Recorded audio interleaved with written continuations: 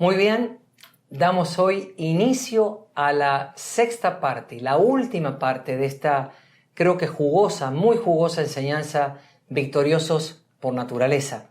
Solo como un recordatorio, en la parte 5 de la enseñanza, nos hemos enfocado principalmente en cómo manifestar la fe del Hijo de Dios de manera práctica.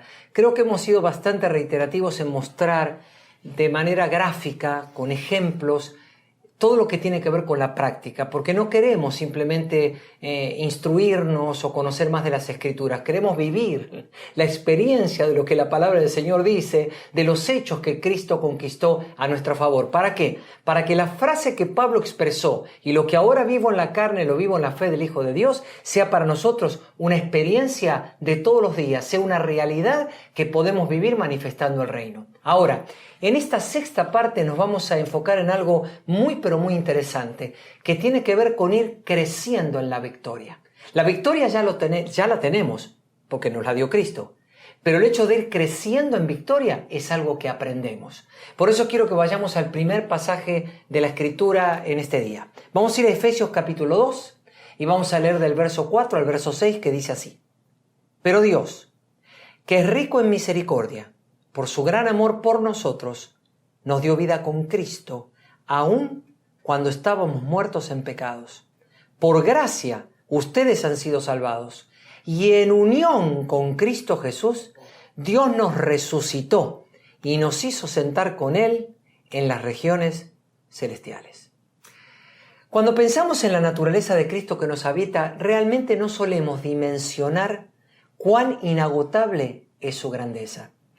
Esta naturaleza no es solo sobrenatural y divina, sino que ha sido capaz de vencer al pecado, al diablo, a la enfermedad, a la muerte, mostrándose invencible de tal manera que lo hizo a través de la resurrección y sentándose a la derecha del trono de Dios. Justamente es por nuestra unión con Cristo, con aquel que logró todo esto que acabamos de decir, que su naturaleza está en nosotros y que podemos disfrutar de lo que Él conquistó a nuestro favor. ¿Por qué? Porque Él no solo lo conquistó, no. Él nos resucitó, pero no hizo eso solo. Nos sentó juntamente con Él en las regiones celestiales. Es decir, nos damos cuenta que la posición que tenemos en Cristo para la mente humana es inimaginable. Pero ¿saben una cosa? Es real. Y eso es lo importante. Esa posición de regiones celestes es real. Esa es nuestra verdadera posición como hijos de Dios. Porque el Señor no se podría haber quedado simplemente con decir, los limpio, les quito la naturaleza pecaminosa y los hago mis hijos. Y habernos dejado a nivel del mundo. Pero Él no hizo eso solo. Él nos llevó a los lugares celestiales con Él para que nosotros vivamos desde esa dimensión. ¿Qué quiere decir entonces? Que en lo físico y en lo natural, con nuestro cuerpo, estamos en la tierra. Pero en lo espiritual y en lo sobrenatural, nosotros estamos en esferas celestiales. Entonces, ¿cuál es nuestra misión? Vernos y actuar en el mundo con la plataforma celestial que tenemos, de manera que al atravesar cualquier circunstancia, nosotros la atravesemos con la mentalidad del cielo, no con la mitad de la tierra. Es decir, que viendo las cosas como son en el cielo, así las podamos nosotros bajar a la tierra. Por eso, cuando el Señor nos mandó a predicar su evangelio, nos mandó a hacer una serie de señales y prodigios y maravillas. ¿Por qué? Porque el Señor lo que quiere es, muéstrenle al mundo que el cielo se puede manifestar en la tierra, que la esfera sobrenatural y celestial se puede manifestar en la esfera natural y terrenal. Y esa es la idea de Dios. Por lo tanto, ahora vamos a ver en pantalla una frase muy importante que dice así. En la carrera de la vida cristiana, la victoria no es nuestra meta, sino nuestro punto de partida. Esta realidad espiritual a nosotros nos coloca en una plataforma que nos habilita a triunfar en todas las áreas. ¿Por qué? Porque cuando enfrentamos la vida y todas sus contrariedades, la estamos enfrentando no para alcanzar la victoria, sino teniendo a la victoria como nuestro punto de partida. Y ahora vamos a profundizar más en esta realidad. Justamente lo que vamos a hacer es meternos en un ejemplo bíblico de cómo debiera funcionar, la realidad de que la victoria sea nuestro punto inicial, desde donde partimos siempre para realizar todas las cosas de la vida y para vivir la vida. Y el ejemplo este es muy interesante, es del Antiguo Testamento, y vamos a leer juntos el segundo libro de Reyes, el capítulo 13, desde el versículo 14 hasta el versículo 19, y dice así la palabra. Cuando Eliseo cayó enfermo de muerte, Joás, rey de Israel, fue a verlo.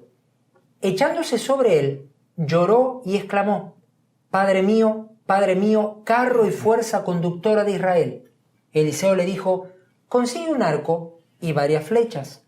Joás así lo hizo. Luego Eliseo le dijo, empuña el arco. Cuando el rey empuñó el arco, Eliseo puso las manos sobre las del rey y le dijo, abre la ventana que da hacia el oriente. Joás la abrió y Eliseo le ordenó, dispara. Así lo hizo. Entonces Eliseo declaró, flecha victoriosa del Señor, flecha victoriosa contra Siria. Tú vas a derrotar a los sirios en Afec hasta acabar con ellos. Así que toma las flechas, añadió. El rey las tomó y Eliseo le ordenó, golpea el suelo. Joás golpeó el suelo 3 veces y se detuvo. Ante eso, el hombre de Dios se enojó y le dijo, debiste haber golpeado el suelo 5 o 6 veces. Entonces habrías derrotado a los sirios hasta acabar con ellos. Pero ahora los derrotarás solo 3 veces.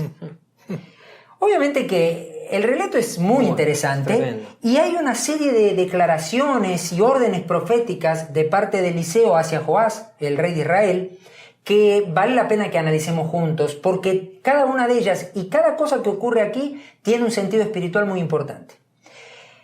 Primero, ¿cuál era la intención del Señor? No de Eliseo, sino del Señor, a través de Eliseo para con el rey. Era que el rey aprendiera a crecer en victoria. Es decir, debía vencer a sus enemigos con la convicción de que la victoria era su punto de partida, porque el Señor le quería asegurar la victoria desde antes de comenzar a luchar. Entonces, el camino que el Señor utilizó fue órdenes proféticas a través de Eliseo, por las cuales el rey debía actuar. Si nos fijamos, esas órdenes proféticas, ¿qué significaban para el rey? La palabra de Dios, ni más ni menos. Es decir, cada cosa que Eliseo decía de parte del Señor, para el rey tenía que ser tomado como palabra de Dios. Sobre esa palabra de Dios, basarse y entonces saber que detrás de eso vendría todo lo que Dios tenía planeado. Ahora, en la primera acción de Eliseo vemos algo muy interesante, porque lo que vemos es que el Señor guía a Eliseo a poner sus manos sobre las manos del rey para lanzar la flecha. Y uno dice, pero ¿por qué Eliseo pone las manos sobre la mano del rey? Porque de esta manera el objetivo del Señor en esta acción de Eliseo era darle al rey la confianza y la seguridad de que la victoria ya estaba asegurada y que la victoria tenía que ser precisamente el punto desde donde iniciara el rey. Antes de enfrentarse a la batalla, él tenía que estar convencido que la victoria estaba de su parte porque el Señor así lo había determinado. Ahora, la segunda orden de Eliseo fue diferente, porque ahora ya Eliseo no pone las manos sobre el rey y le dice que tenía que golpear el suelo. ¿Cuál fue el objetivo de esto? Que el rey le demostrara al Señor si de verdad creía que la victoria estaba de su parte y que el rey estuviera confiado que la victoria era su punto de partida y no su meta donde debía llegar, sino que la victoria ya estaba asegurada. Obviamente, el relato dice que el rey golpea 3 veces y entonces Eliseo, de parte de Dios, se enoja y le dice que si hubiera golpeado más veces, hubiera vencido mucho más, pero se detuvo. Lamentablemente, la actitud con la cual el rey golpeó la tierra estaba demostrando lo que tenía dentro. Es decir, el rey, al golpear solo 3 veces, estaba demostrando que quería llegar a la victoria, pero no estaba convencido anticipadamente que la victoria estaba de su lado. Por lo tanto, Joás desde esa actitud y lo que hizo al golpear la tierra solo 3 veces, limitó el triunfo que podía haber tenido y no creció en la victoria. Ahora, para nosotros este ejemplo es muy gráfico el día de hoy. Así como las profecías que Eliseo le dio al rey en ese momento se transformaron para el rey en palabra de Dios, ¿cuál es nuestra palabra de Dios hoy en día? ¿Alguien puede decir la Biblia? Sí, pero en realidad es algo más que la Biblia, y no se asuste. La palabra de Dios para nosotros es la obra de Cristo a nuestro favor, porque sobre la obra de Cristo descansa la victoria que Él nos ha dado, porque Él ya lo alcanzó y lo conquistó por nosotros. De tal manera que, si nosotros lo que dice la palabra, lo que está escrito en la Biblia, solo lo sabemos mentalmente, pero no lo podemos experimentar, estaremos teniendo a la victoria como nuestra meta. Queremos llegar ahí, pero no estamos convencidos de que vamos a poder llegar. En cambio, lo que Dios quiere es transformar nuestra manera de ver las cosas y de pensar para que siempre la victoria sea el punto desde donde iniciamos. Es decir, sabemos que enfrentemos lo que enfrentemos, la victoria ya está de nuestra parte porque Cristo hizo todo para que la victoria sea un hecho consumado y asegurado para nuestras vidas. Agrego algo, Hernán. Fíjense acá lo que ocurrió, ¿no? Y la importancia de crecer en la victoria. Porque la primera profecía es clara. Vas a derrotarlos a los sirios por completo. Por completo. Y por el hecho de no aprender en su interior, en su actitud interior, el rey, a crecer en la victoria, es decir, no puedo crecer en victoria si no tengo la victoria como punto de partida. Claro. Al no aprender eso, ¿qué pasó? No solo golpeó 3 veces, las 3 veces representaron un cambio en la profecía. Porque ahora le dijo, solo 3 veces los derrotarán. ¿Ven? ¿Qué estamos queriendo enseñarles? Estamos queriendo enseñar que las experiencias de victoria no dependen de Dios. Claro. Si Cristo dijo que hizo algo a nuestro favor, eso no lo podemos cambiar. No es que el Señor dijo, bueno, pero en tu caso le vamos a borrar un poquito. No está hecho tanto, está hecho menos. No. Si Él dice es total, es total. Pero a veces nosotros experimentamos lo parcial, pero tiene que ver porque muchas veces tenemos la victoria como meta y no como punto de partida. El rey no estaba aprendiendo a crecer en victoria y esto es lo que Dios le estaba enseñando. No lo estaba realmente ni condenando, ni tratando de hacer nada de esto, no estaba jugando con el rey. Simplemente estaba haciéndole ver que para él poder derrotarlos hasta el fin, Dios requiere siempre de una actitud interior de sus hijos que no puede caber ninguna clase de duda. Tiene que saber que lo que Dios dice lo tiene adentro. Y esto es importantísimo para entender esto. Total. O sea que Joás se quedó a mitad de camino. Exactamente, exactamente. Tenía para llegar al final y se quedó a mitad de camino. Esto es un ejemplo para que nosotros no nos quedemos a mitad de camino, ¿no? Ahora bien, reconociendo que Cristo obtuvo la victoria por nosotros y que todo lo hizo Él, surge una pregunta. ¿Cuál es nuestra participación en esa victoria de Cristo? Porque evidentemente yo recibí los beneficios de la victoria. Pero ahora me pregunto, ¿cuál es mi participación, nuestra participación en la victoria de Cristo? Bien, que nos mantengamos en una actitud de triunfo. La victoria es de Cristo.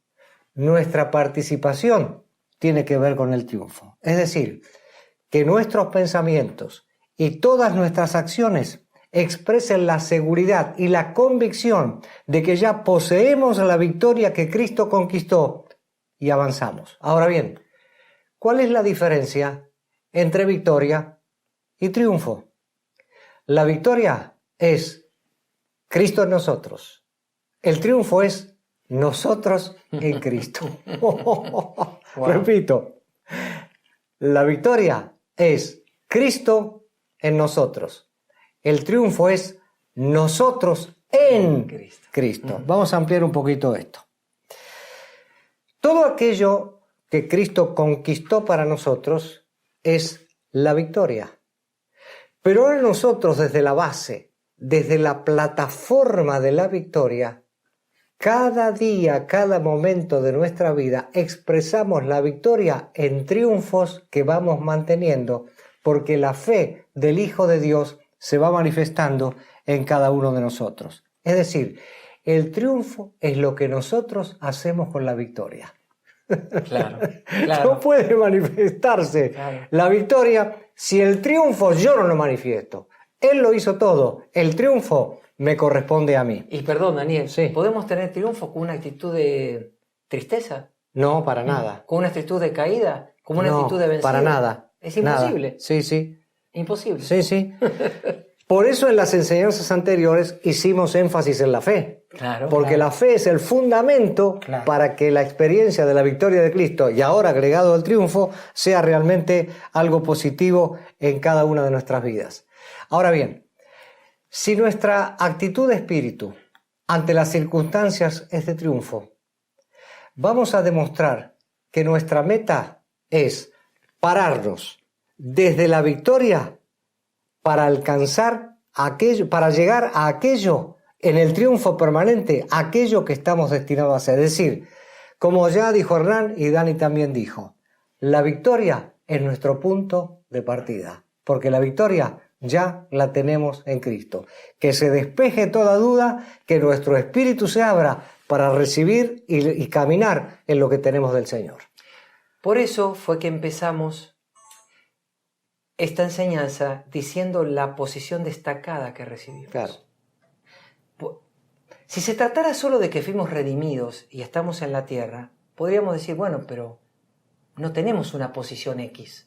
Pero no, es clara la Escritura.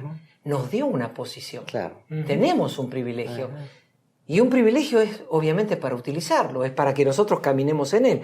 Por eso el énfasis en ese lugar de esferas celestiales en el que nosotros estamos. Por eso comenzó esto así. Entendiendo esto, esa posición incluye para nosotros privilegios. Y vamos a leer uno de ellos, porque hay más, pero vamos a leer uno. Apocalipsis capítulo 1, versículo 5, la parte B, y el versículo 6, que dice así. Cristo nos ama y con su sangre nos liberó de nuestros pecados.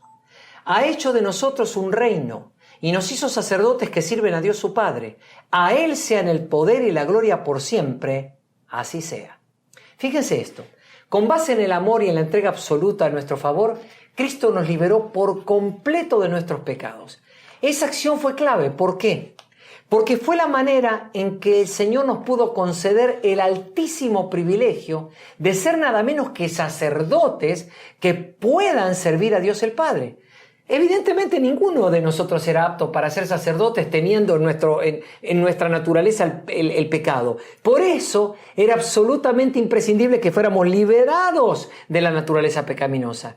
Cuando somos conscientes de esta realidad, nos permite vernos a nosotros mismos desde el ámbito celestial. Y eso nos permite enfrentar cada día y enfrentar cada circunstancia. Primero, en lo que somos en Cristo. Segundo, en lo que tenemos como provisión que Él nos dio.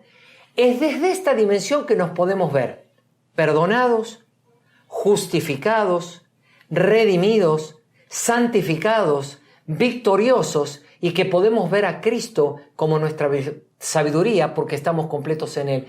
Esto lo debemos entender no como que estamos tratando de animar a alguien, no, sino como una realidad de la palabra. Por eso ninguno de nosotros puede tener la victoria como punto de partida con espíritu de condenación, con espíritu de temor, con espíritu de tristeza, con espíritu de depresión. Es decir, ante todas esas cosas tenemos que vernos en el espíritu que va conforme a la posición que hemos recibido en Cristo Jesús. Entonces vamos a disfrutar del perdón, de la santidad, de la redención, de la victoria y sobre todo, y tan hermosa palabra, de la sabiduría de Cristo para vivir cada momento de la vida. Creo que esto es extraordinario bajo todo punto de vista. Y vamos a leer también unos versículos que nos van a ampliar un poquito más lo que significa todo lo que tenemos en Cristo, cómo basarnos en eso, pero también que hay situaciones que vamos a tener que enfrentar que son contradictorias, pero lo podemos hacer desde la posición correcta. Leemos Hebreos el capítulo 12, los versículos 1 y la primera partecita del versículo 2. Dice así: Por tanto, también nosotros, que estamos rodeados de una multitud tan grande de testigos, despojémonos del lastre que nos estorba en especial del pecado que nos asedia, y corramos con perseverancia la carrera que tenemos por delante. Fijemos la mirada en Jesús. Si sabemos que el Señor nos ha concedido un equipamiento sobrenatural, como Dani nos estaba explicando antes, que es tan extraordinario, tan vasto, tan pleno, ¿por qué entonces ahora el escritor de Hebreos nos ordena despojarnos del pecado que nos asedia? Alguien podría decir, pero yo pensé que ya del pecado nos habíamos librado hacía rato. ¿Por qué no me avisaron antes? No, en realidad, el escritor de Hebreos estaba escribiendo esto, obviamente inspirado por el Espíritu, porque el Señor sabe que en nuestros cuerpos mortales existe una tendencia pecaminosa. Precisamente quiero que lo veamos así. En cada uno de nosotros suele haber una tendencia pecaminosa particular que pareciera como esa cosa que nos persigue de por vida, casi, que está detrás de nosotros y algunas veces nos quiere acorralar y muchas veces, lamentablemente, hasta nos suele hacer tropezar. Decíamos que ser completamente libres. ¿Cuántas veces hemos dicho ya esto no quiero que se me presente más, no quiero tener esos pensamientos o no quiero que me pase esto o aquello? Queremos ser libres, queremos despojarnos de ese pecado. Pero al confrontar el pecado, la mayoría de las veces experimentamos fracaso. ¿Por qué experimentamos fracaso? Porque la derrota está en nuestro pensamiento. Es decir, enfrentamos esa situación y ese pecado desde un sentido de fracaso. La victoria está puesta a un costado.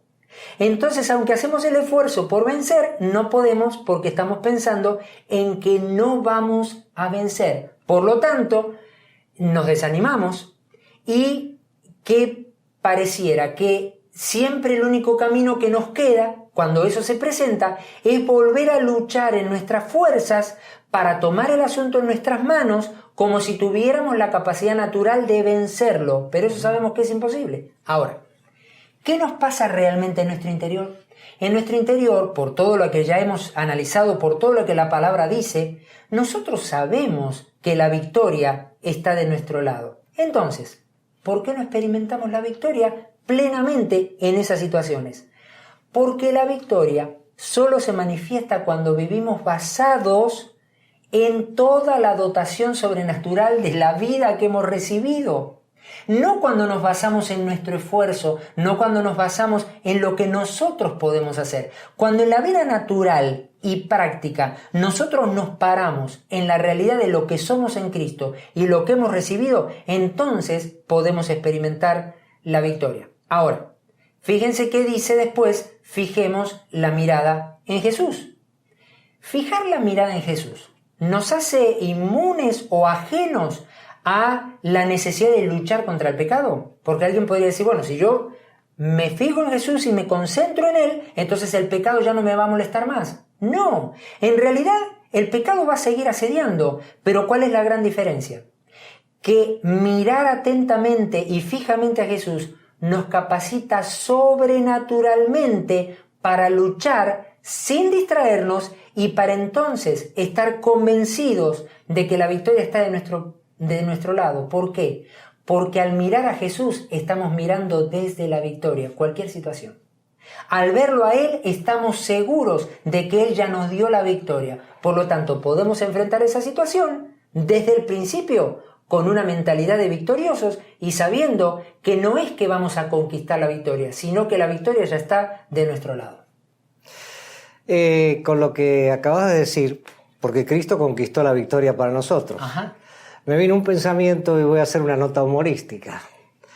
Hace algunos años uno podía escuchar encontrándose con un hermano. ¿Cómo estás, hermano? En victoria, en victoria. Y uno se pregunta, ¿en qué victoria? Claro. Porque ahora que veo que es la victoria de Cristo, uno se pregunta, en victoria, hermano, ¿de qué victoria me estás hablando? Uh-huh.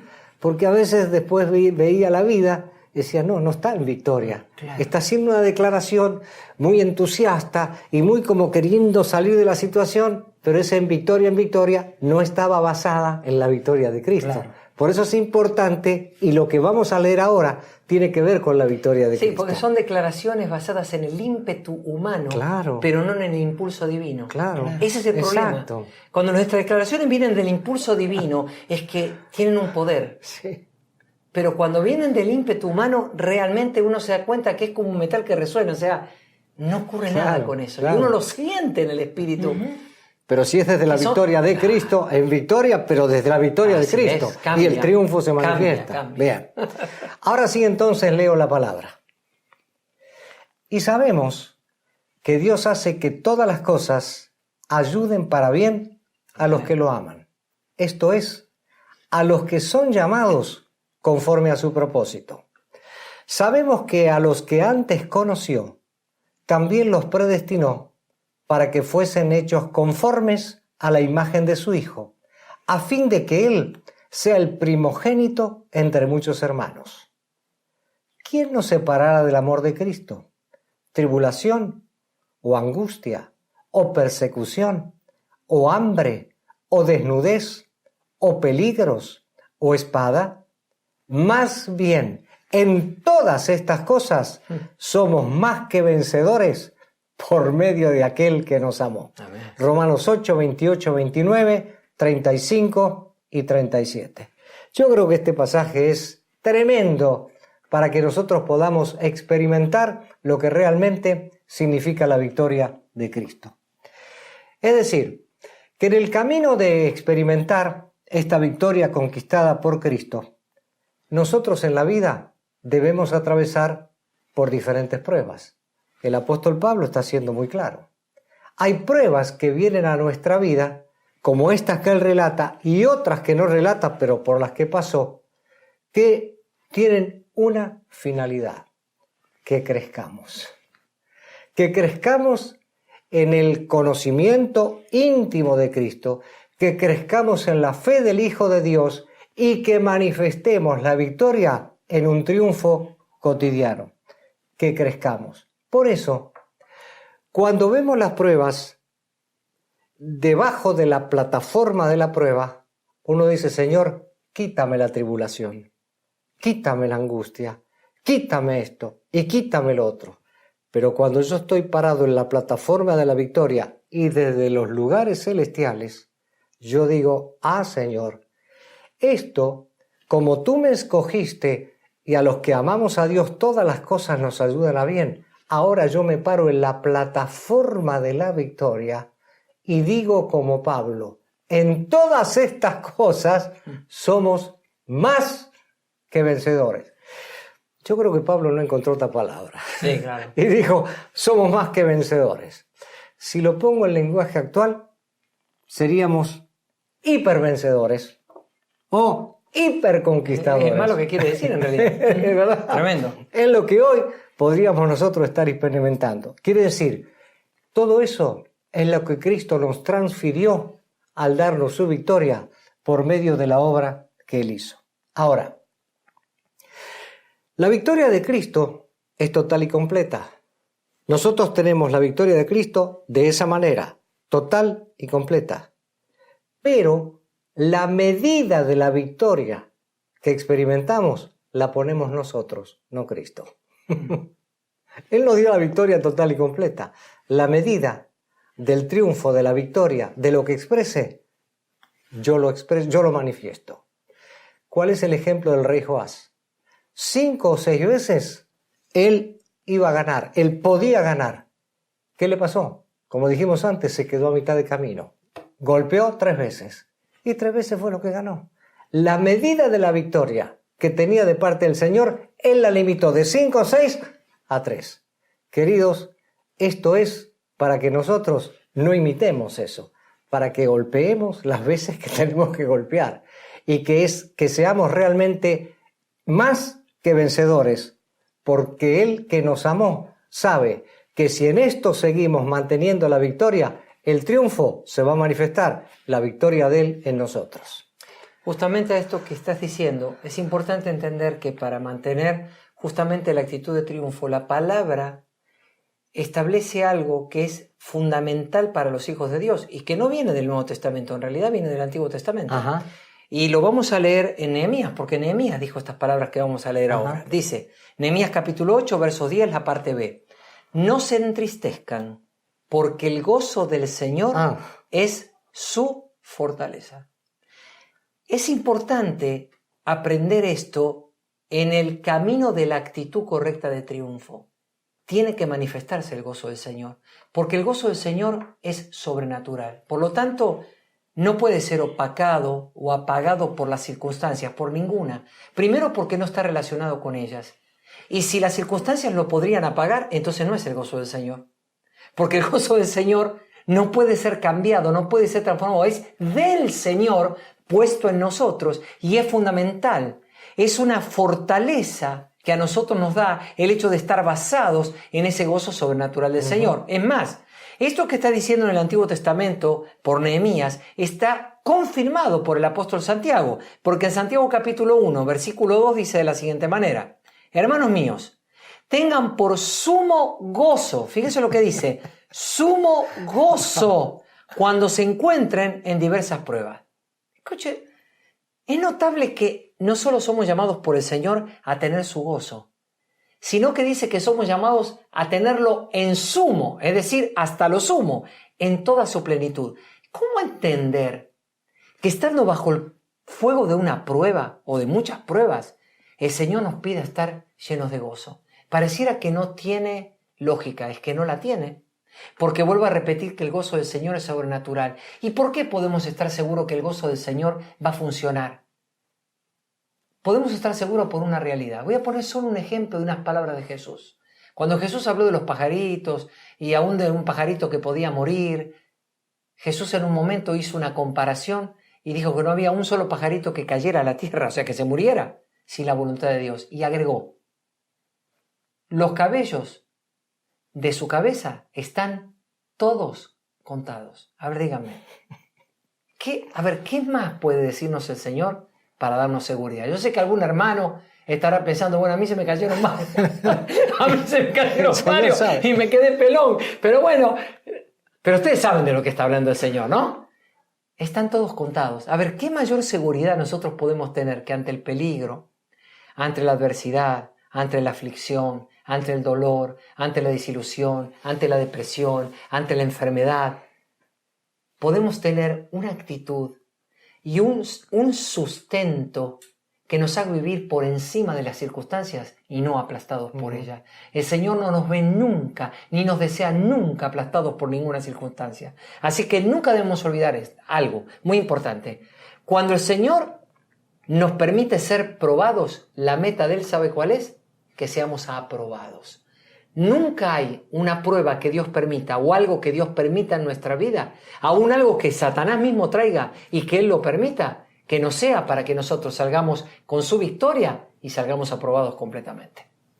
Y hay otro pasaje que vamos a leer justamente relacionado con lo mismo, pero algo bastante sorprendente, de cómo los hijos de Dios pueden llegar a puntos extremos de sufrimiento, pero cómo por el gozo del Señor pueden experimentar la victoria porque sus ojos están puestos en otro lugar. Y lo que vamos a leer está en Hebreos, el capítulo 10, desde el versículo 34, la segunda parte del versículo, hasta el versículo 36. Dice así la palabra: gozosos soportaron el despojo de sus propios bienes, sabedores de que en los cielos tienen una herencia mejor y permanente. Por lo tanto, no pierdan la confianza que lleva consigo una gran recompensa. Lo que ustedes necesitan es tener paciencia, para que una vez que hayan hecho la voluntad de Dios, reciban lo que Él ha prometido darnos. Si se dan cuenta, lo que está diciendo el escritor de esta carta a los hebreos, les está diciendo a ellos que reconocía que estaban sufriendo por causa de Cristo, pero era un sufrimiento que los llevó hasta el punto de que los enemigos les quitaran sus bienes. Sin embargo, dice que soportaron el despojo de sus bienes con gozo, lo cual es una locura pensada a nivel natural. Y en esta sociedad materialista, muchísimo más. Porque uno se defendería con uñas y dientes si sabe que lo van a despojar a uno de algo que a uno le pertenece. Y lo que menos tendría es gozo por una situación semejante. Pero el escritor dice, lo soportaron con gozo. ¿Por qué soportaron eso con gozo? Porque ellos estaban mirando lo que estaban perdiendo, lo perdido, en comparación con la herencia permanente que tendrían en Cristo. Por lo tanto, lo que estaban perdiendo era insignificante si lo comparaban con todo lo que les esperaba en los cielos junto al Señor. Eran conscientes que experimentar la victoria ante una circunstancia difícil iba a resultar en una recompensa del Señor. Porque, ojo, no estaban sufriendo porque sí. Claro. No estaban sufriendo por cometer un error, no estaban sufriendo por meterse en problemas, estaban sufriendo por causa de Cristo y por voluntad de Dios. Ellos sabían que estaban caminando en la voluntad del Señor, que estaban ante esas circunstancias por ser obedientes y amantes del Señor. Por lo tanto, el Señor les prometía ahora una recompensa que era mucho más valiosa que lo que estaban perdiendo. De esa manera, los hebreos estaban demostrando la victoria del Señor a través de las pruebas. Es decir, no es eso exitista como antes se mencionaba, de solo decir, ay, ahora estoy en victoria y me siento muy bien. Sí, me siento muy bien hasta que tengo el primer problema. No, en realidad es saber que estamos en victoria porque el Señor está de nuestra parte y porque pase lo que nos pase, si estamos en el camino de la voluntad de Dios, la recompensa del Señor es mucho mayor. Amén. Maravilloso. Bueno, con esto del crecimiento en la victoria, ahora voy a leer un pasaje que está en Mateo 5, 11 y 12 y dice así: Bienaventurados son cuando los vituperen y los persigan y digan toda clase de mal contra ustedes por mi causa, mintiendo. Gócense y alégrense, porque su recompensa es grande en los cielos, pues así persiguieron a los profetas que fueron antes de ustedes. Cuando Jesús habló estas palabras, estaba poniendo los fundamentos del reino de Dios. Sabemos que Jesús vino a traer el reino de Dios a la tierra. Y entonces Él habla de cosas muy aparentemente o naturalmente desagradables que sufriríamos los hijos de Dios por causa de Él. Está hablando de difamación, de persecución y de mentira. Cuando somos probados por causa del Señor, cosas como estas y por causa del Señor pueden llegar a nuestra vida. Terrible. Difamación, mentira, calumnia, que se invente toda clase de cosas por causa del Señor. Ahora, otra vez, ¿cuál es la exhortación? A mantenernos llenos de gozo. Por eso el versículo dice, gócense y alégrense cuando por mi causa pasen por este tipo de situaciones. Ahora bien, estas cosas pueden durar poco tiempo, mucho tiempo o toda la vida. Una mentira que se dijo por causa del Señor sobre alguien puede durar un tiempo, pero puede durar toda la vida. ¿Qué vamos a hacer con eso? El Señor dice, gócense y alegren. ¿Por qué? Porque el asunto no es que termina en esta vida. Hay una recompensa en los cielos para aquellos que por mi causa fueran vituperados, calumniados y se dijeran mentiras de ellos.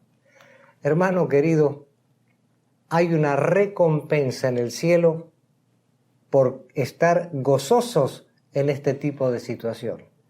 Esto nos eleva a un nivel diferente. Porque los seres humanos estamos acostumbrados a que lo tiene que pagar.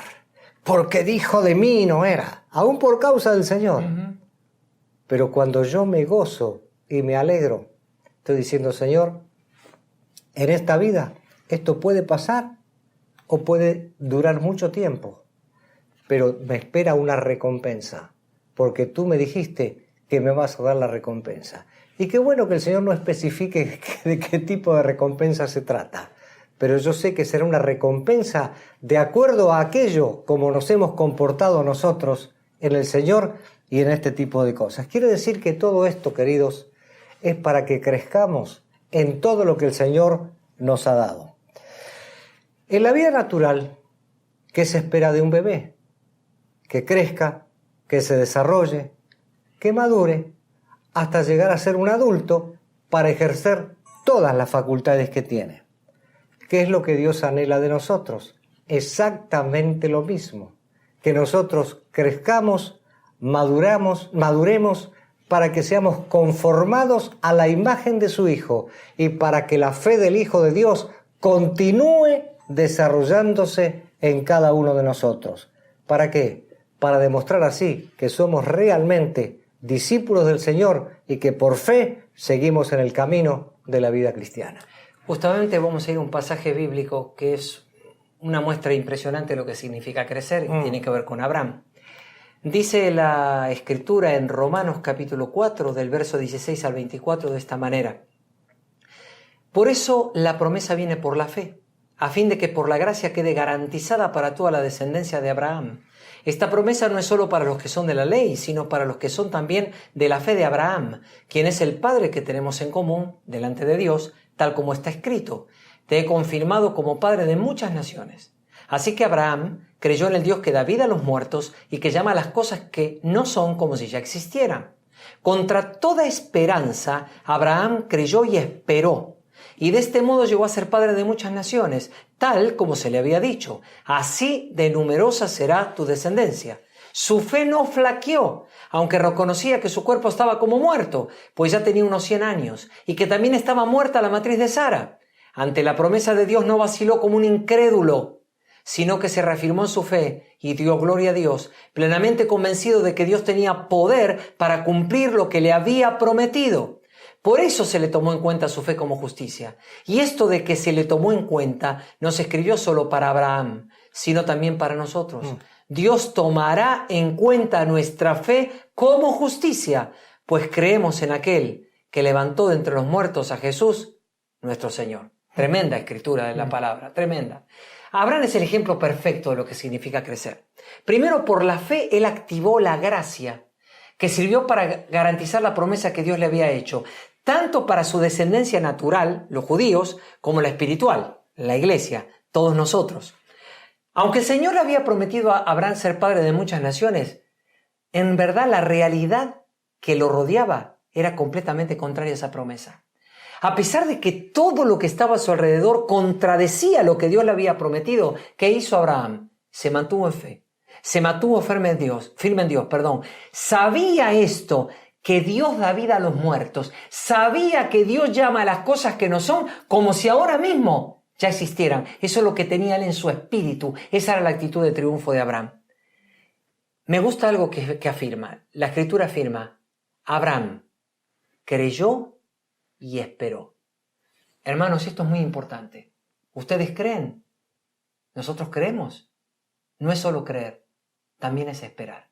¿Por qué digo esto? Porque esto significa que Abraham no recibió la promesa rápido, ni instantáneamente. Si uno lee y empieza a contar años, tardó muchos años en que la promesa se cumpliera. ¿Por qué hizo esto Dios?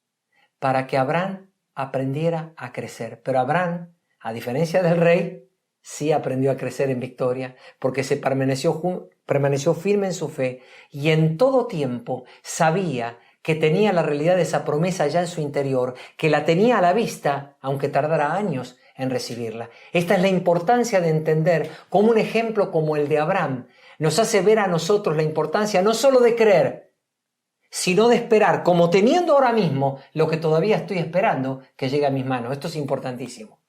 Y justamente la importancia de Abraham como ejemplo de fe para nosotros es impactante, porque muchas veces yo he pensado que Abraham fue un ejemplo tremendo, pero no tenía la vida de Cristo al nivel como nosotros hoy la tenemos. Y disfrutaba de lo que hoy nosotros tenemos en Cristo. Sin embargo, sigue siendo un ejemplo para nuestras vidas impresionante. Y algo que es notorio, lo dice el mismo pasaje que acabamos de leer, es que mientras Abraham se mantenía en fe, esperando el cumplimiento de la promesa, había dos cosas que él veía a menudo, eran su realidad, su pan diario. Una de ellas era que era un hombre anciano, su cuerpo estaba como muerto. No es que de pronto una mañana se despertó de 20 años y dijo, ahora sí, ahora el Señor lo va a hacer porque ahora tengo vitalidad. No, estaba casi muerto, tenía casi 100 años. Y lo segundo que veía constantemente era a Sara. Wow. Sara tenía una matriz también muerta. Claro. Era estéril. Entonces, lo que vemos es lo notable de un hombre que recibió una promesa de Dios y dijo, esta es la palabra de Dios para mí. Es verdad, todos los días me despierto y me sigo viendo casi muerto. Estoy anciano. Sé que mi esposa tiene la matriz muerta. No podría dar ningún fruto, pero Dios me hizo una promesa y esa es mi realidad. Pero agrega algo el pasaje que leímos, que dice que en esta espera de años, como Dani nos explicaba, dice, no vaciló como un incrédulo, sino que se reafirmó en su fe y dio gloria a Dios. Ajá. Impresionante. ¿Qué podemos comprender por esta afirmación? Que cualquier clase de duda o vacilación nos mete en el terreno equivocado. Claro. Es el terreno de la incredulidad. No vaciló como un incrédulo. Cuando vacilamos, empezamos a dudar, entonces solitos nos metemos en el terreno de la incredulidad. Pero lo peor es esto. Donde entra la incredulidad, no hay posibilidad de crecimiento espiritual. Claro. La incredulidad siempre va a atacar, porque está en contra de la fe, siempre va a atacar de forma directa a la fe y a nuestro crecimiento espiritual. Por esa razón, en Abraham tenemos el ejemplo perfecto de alguien que permaneció desarrollando y manifestando la fe de Cristo en todos los aspectos de su vida, más allá de las circunstancias naturales. Para nosotros, ¿qué significa esto hoy? Que sin importar que todo lo que está a nuestro alrededor nos diga aún a los gritos, no se puede, es una locura, eso jamás llegará, eso no puede ser que Dios lo cumpla, eso no sería posible en los tiempos que estamos viviendo. Nuestra realidad es lo que Cristo nos ha dicho, lo que ha hecho por nosotros, y a partir de ahí sabemos que la victoria está asegurada. Por lo tanto, vamos creciendo en esa victoria sin apartarnos del Señor, fijando nuestra mirada en Él y sabiendo que aunque parezca a los ojos humanos imposible, lo vamos a recibir. No importa si la espera es larga. Lo importante es que Dios lo ha prometido. Así que, ¿qué nos queda, amados? No poner excusas. Amén. Eso nos queda. Porque si después de todo lo que estamos analizando, lo que venimos viendo en enseñanza tras enseñanza acerca de que somos victoriosos por naturaleza, todavía aún así ponemos excusas y decimos, pero es que a mí me parece que en mi caso no podría ser del mismo modo, entonces en realidad no estamos partiendo de la victoria. Anhelamos la victoria, pero creemos que está muy lejos. No, nuestra realidad en Cristo es totalmente diferente. La victoria está de nuestro lado porque nos habita Cristo, aquel que venció.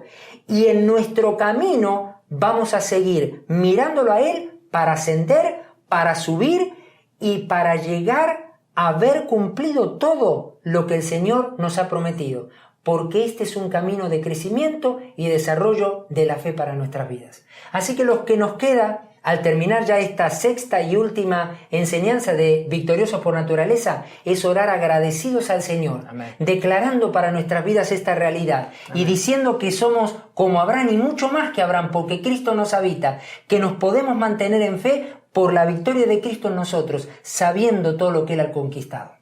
Gracias, Padre, te damos, te honramos, bendecimos tu nombre, exaltamos, Señor, lo que eres para nuestras vidas. De verdad has venido a cambiar y a transformar todo, en nuestro interior en primer lugar, pero cuando nuestro interior está cambiado, también nuestro exterior cambia. Y no estoy hablando de una cuestión de apariencia externa, estoy hablando de lo que nos rodea.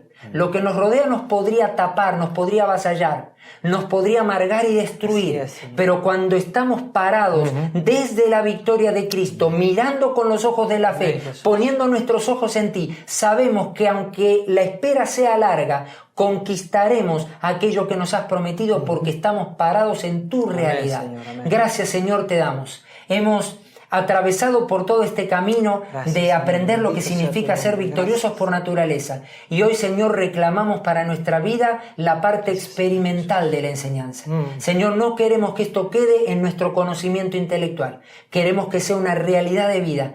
Y, Señor, oramos declarando una iglesia firme, fuerte, bien parada en la fe. Una iglesia que va hacia adelante no esperando la victoria, sino desde la victoria, participando de ese triunfo, es decir, permaneciendo en Cristo día tras día, con gozo en su corazón y declarando que el Dios que prometió es el Dios que cumple, el que tiene todo poder y el que se encarga de lo imposible. Te alabamos, te honramos y te damos muchas gracias, Señor, por todo lo que has depositado en nosotros. Y a ti te damos toda la gloria, porque la mereces, porque eres el hacedor de todas estas maravillas a nuestro favor. Te bendecimos con todo nuestro ser y oramos en el nombre de Cristo Jesús.